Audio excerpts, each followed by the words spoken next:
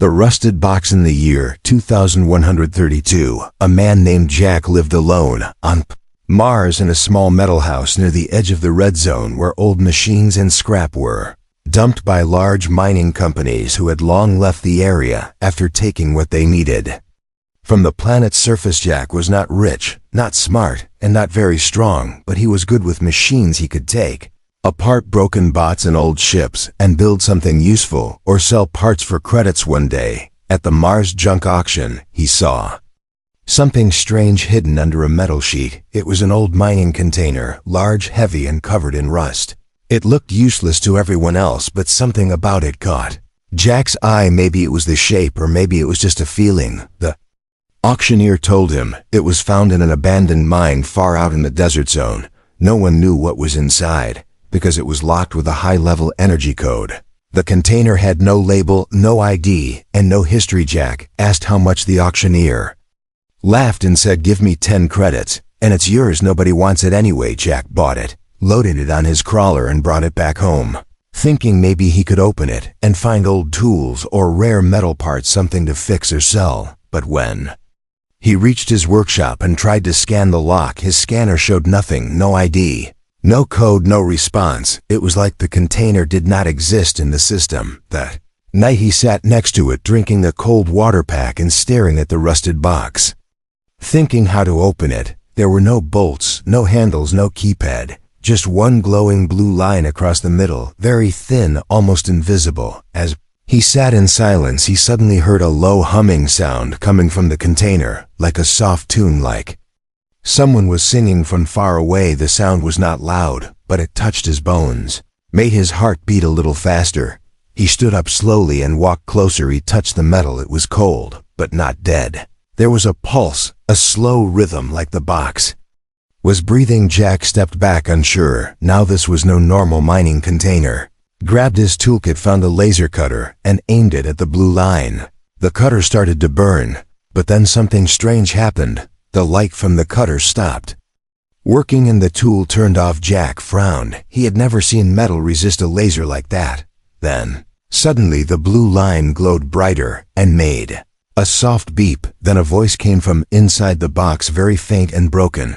"Help me." Jack froze. His hand shook a little. He looked around, but he was alone. The voice came again. "Help me, please." Put his ear to the container. The voice was weak, like it was coming through water. "I'm trapped inside. Please help." Jack felt something deep inside his chest, fear and curiosity mixed together. He wanted to run, but he also wanted to know what was inside. He ran to his workbench, searched for his plasma keys, the ones used by old security bots, and tried them on the blue line one by one. Click, click, click, nothing. Then, suddenly, the last key made the line flash and disappear. The container opened. A soft white light filled the room. A mist came out, cold and slow, like smoke from a frozen lake inside the box. Jack saw something he could never forget, a capsule made of glass floating in the middle of the container, and inside a girl. She was not human. Her skin was pale blue, her hair silver, her eyes closed. She looked young and peaceful, like sleeping in a dream. Strange markings glowed on her skin like soft tattoos of light. Wires and tubes connected her body to the capsule walls, and the air inside shimmered with soft energy. Jack stared, not knowing what to do, his hands cold, his breath short. Then, her eyes opened. They were not blue, not green, but something in between. They looked at him straight, calm and sad at the same time. She opened her mouth and said something, but Jack could not understand the words. Then, she closed her eyes again and whispered, "They are coming." Didn't trust anyone, and the capsule powered down. Again, the lights fading, the mist settling the room. Silent. Jack stepped back, heart racing, his mind full of questions. Is she? What is this capsule? And who is coming? He looked at the container, now open and empty, and realized he had just stepped into something far bigger than he could imagine, and there was no going back now. The awakening. The sky above Mars was dark orange, the stars hidden behind red dust. The wind outside was soft, but inside Jack's metal home, silence was thick like frozen air.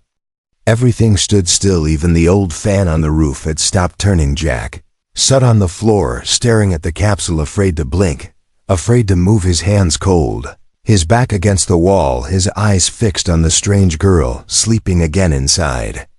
The glass box, the glow around her skin had faded, but not gone. Small lights still moved under her skin like rivers of soft light, running slow and silent. Jack tried to speak, but no words came out. His mouth was dry, his chest heavy. He stood up slow, walked to his table, picked up a scanner, and aimed it at the capsule. The screen blinked, then showed only one word: unknown. He moved closer, placed his hand on the glass. The surface was warm, not cold like before, and inside the girl moved her fingers, gently, like dreaming. Then suddenly the lights flickered in the room, once, twice, then off. Everything went black for 3 seconds. Then the backup light turned on, and something was different. The girl was awake. She was sitting up inside the capsule, her silver hair falling over her shoulders, her eyes open, watching Jack with no fear, no panic, just calm. Jack stepped back, heart beating like a drum. "Who are you?" he asked, his voice shaky. She tilted her head, her lips moved, but no sound came. Then slowly she raised one hand, touched the inside of the glass, and a symbol appeared, glowing white, a circle with 3 small lines crossing it like a mark or a code. Jack stared at it. He had never seen anything like it before. The girl spoke softly this time, her voice coming through the glass like music mixed with static. "My name is Ayla." Jack nodded, unsure what to say, unsure what to feel. He walked around the capsule looking for controls, buttons, anything that could open. Ayla watched him, then placed her palm flat against the glass again and whispered, "I can help, but you must help me too." Before Jack could respond, the scanner on the wall beeped 3 times fast. "Incoming signal." Jack rushed to the screen. An alert flashed, read, "Unauthorized drone detected. Sector 4. He looked at the map, a small dot, moving toward his house. "Someone is coming," he whispered. Turned to Ayla. She was standing now, her eyes glowing a little brighter, her hands pressed against the capsule. "Found me," she said quietly. Jack ran to the breaker, switched off all outside lights, and locked the main door. Then he turned back to her, his voice low, "I need to move you. They can't find you here." But before he could touch the capsule, it opened on its own with a soft hiss and a cloud of cold air. Ayla stepped out barefoot, her movements slow like someone learning to walk again. She looked at Jack and said, "I do not want to harm you, but I will protect myself if needed." Jack stared at her, unsure if he should be afraid or amazed. Then the sound came, a loud buzzing outside like metal wings cutting air. A black drone hovered above the house, scanning with red lights, searching. Jack grabbed a metal rod, ready to fight if needed. But Ayla walked to the window, raised her hand and closed her eyes. A wave of blue light burst from her fingers like silent thunder. The drone froze in midair, then dropped like a dead bird onto the red ground outside. Jack gasped. "What was that?" he asked. Ayla looked at him and said, "They are not here to help. They want control. You are part of this now, whether you want it or not." Jack stood silent, looking at her glowing skin, the dead drone outside, and the strange symbol still burning on the capsule. He had found something beautiful, strange, and dangerous, and for the first time in many years he felt alive, but also hunted and very, very small. Her memory, it started with a dream, or maybe it was a memory. Ayla stood in a white room, her feet not touching the ground, her eyes closed, but still she could see.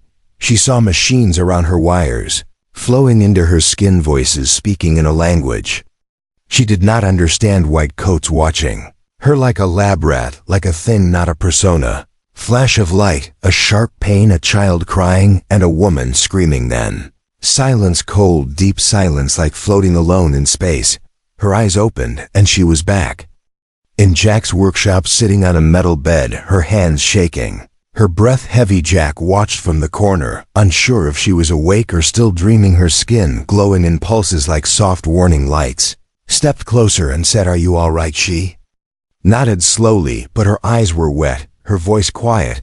"I remember now." Jack sat on a crate near her, waiting, no words, no questions, just silence. Ayla looked at the ground and said, "They made me." Jack blinked, confused. "Made you?" She nodded again, her silver hair falling forward, covering part of her face. "I was not born like you. They built me in a lab deep underground on a dark moon near Saturn, they called it Project Hydra. I was part human, part something else. Jack leaned forward, his hands cold, his heart louder. Now what do you mean something else? La raised her hand and pointed at the scanner on the wall. Check.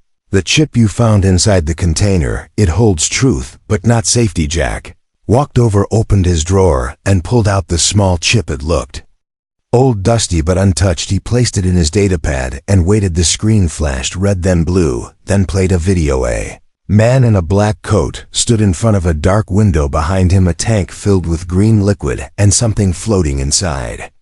It not human, not machine, something in between. The man spoke with fear in his voice. If this subject wakes up and escapes, the experiment is over. If Hydra becomes public, Earth will fall from within, not by war, but by truth. The screen turned black. Jack looked at Ayla. She was staring at the screen with no emotion, only quiet fire in her eyes. I was supposed to be their weapon, their bridge to the stars, but I became something they could not control. Jack stood silent, his mind spinning fast. You were locked away for how long, he asked. Adela looked at him, a small glow returning to her skin. I do not know. Time in the capsule feels like forever and never. Then she looked outside the window at the dead drone on the ground, its eyes still blinking red. They know I am awake now. They will send more, not just drones this time. Jack rubbed his face, thinking fast. He need to hide you or move you somewhere safe. Ayla placed a hand on his shoulder, her touch warm, calm, but heavy. No hiding now, only truth and choice. You must decide soon. Jack, help me or leave me, but if you stay, you must be ready to lose everything. Jack looked at her and felt the weight of her words, not as a threat, but as a promise. He had bought a rusted box thinking it was junk, but he had opened a secret far bigger than himself, and now the universe was watching the escape. The alarm did not ring with sound, it rang with silence. A silence so sharp it cut through the air like a blade. Jack felt it before he heard anything, a cold drop of fear running down his spine, the kind that comes before a storm, before the sky breaks. Ayla stood by the door, her eyes closed, her head tilted like she was listening to something far away, her skin glowing brighter with each second. They are close, she said. Jack looked out the window and saw nothing, just red dust and shadows, but his heart knew she was right. He grabbed a bag, filled it with tools, food, water, anything he could carry. His hands moving fast, his mind racing faster. Where do we go? He asked. Adela opened her eyes and whispered down. Jack stared at her confused, but she walked to the floor, pulled back a loose panel, and revealed an old hatch covered in dust. Emergency tunnel. He had forgotten it even existed, built long ago for workers to escape during cave-ins or robot fires. Now it would be their way out. He opened the hatch. The air inside was thick and stale, but the tunnel was clear. Go now, she said. No more time. They climbed down one by one, closing the hatch behind them. The world above now locked away, replaced by darkness. Jack turned on a small lamp, and the tunnel lit up. Old wires hanging like vines, metal walls covered in rust, but safe for now. They walked fast, not running, not stopping.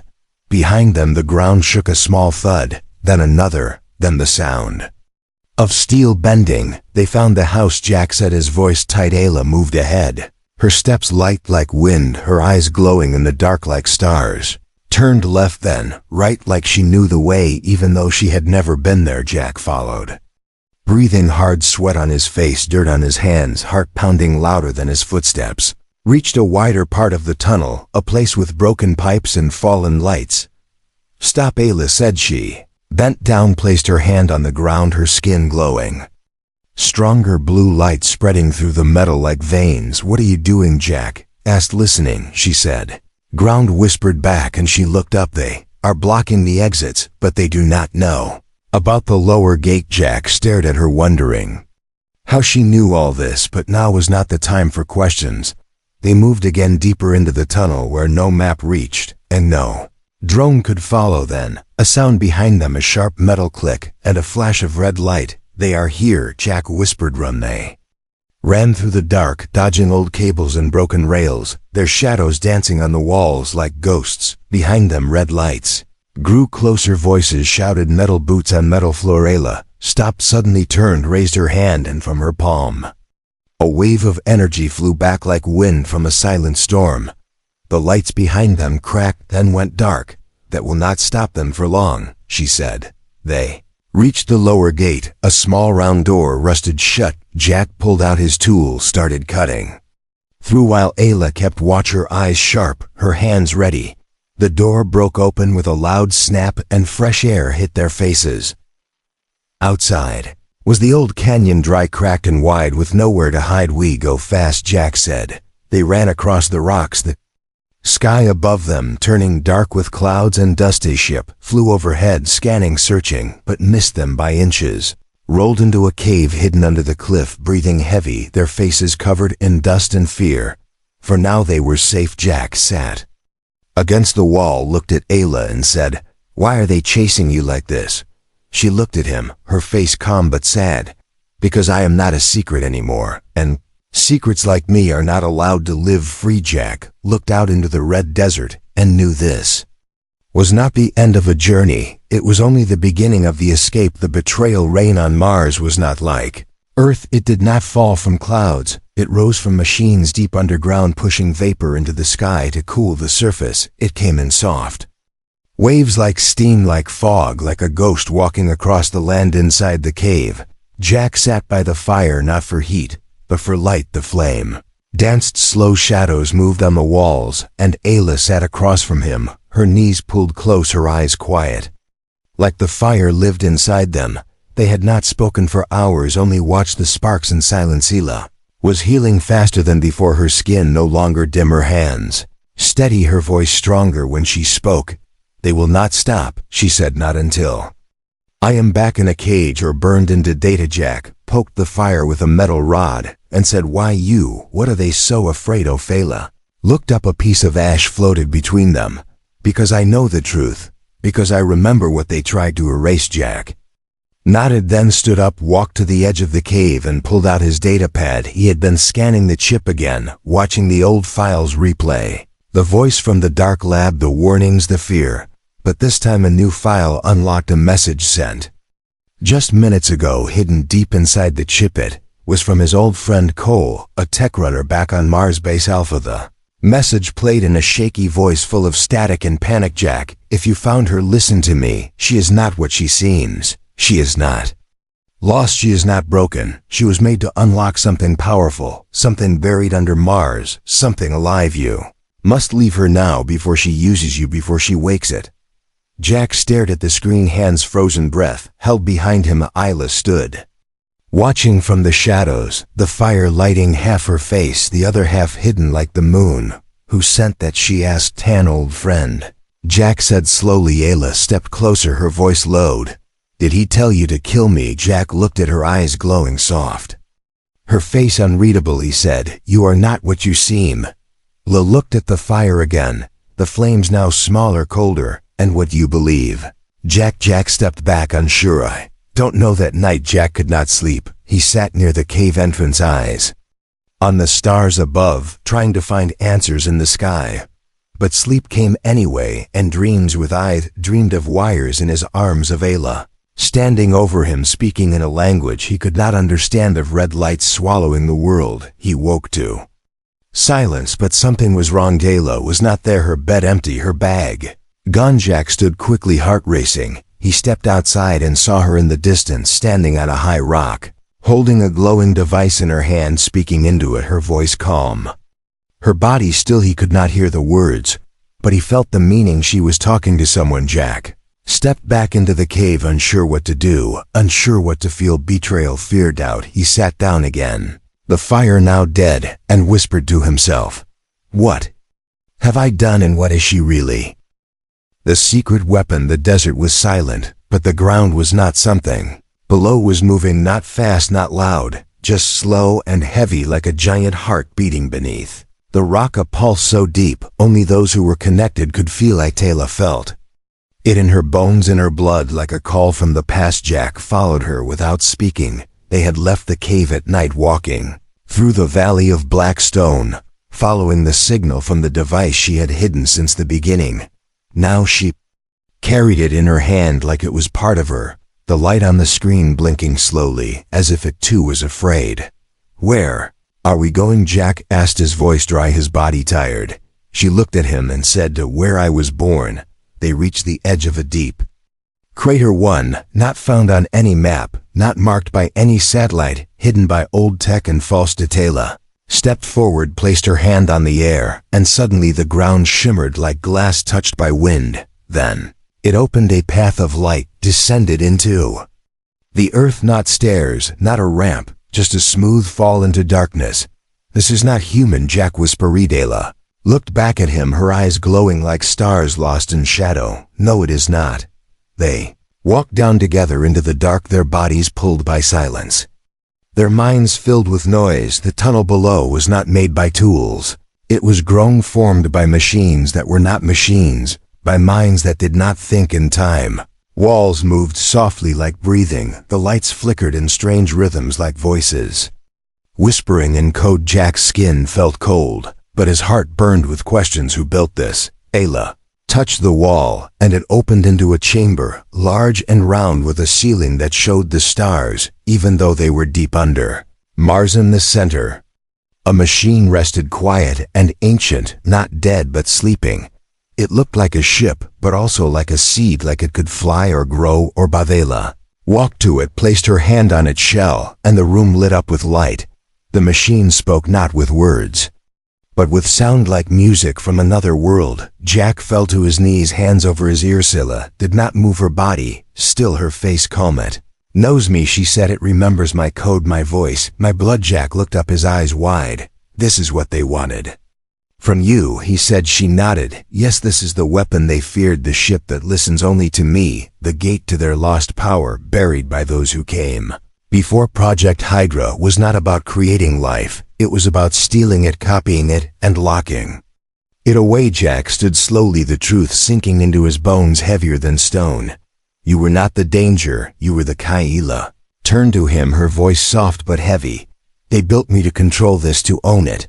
But I was not theirs to command." Jack looked at the ship, its body humming now, lights running through it like veins. "What happens now?" he asked. Adela closed her eyes. "Now I choose." Behind them, the ground shook. The alarms in Jack's bag started blinking again. "They found us. Time had run out. The last stand." It began with a sound too soft to hear, but strong enough to change the air. Ship in the chamber was waking up, its surface glowing like a sun underwater, its voice humming low like an old song lost in time. Jack stood near the wall, his heart silent, his eyes fixed on Ayla, who now stood at the center, her arms lifted, her face calm, her hair floating, as if touched by wind that did not exist.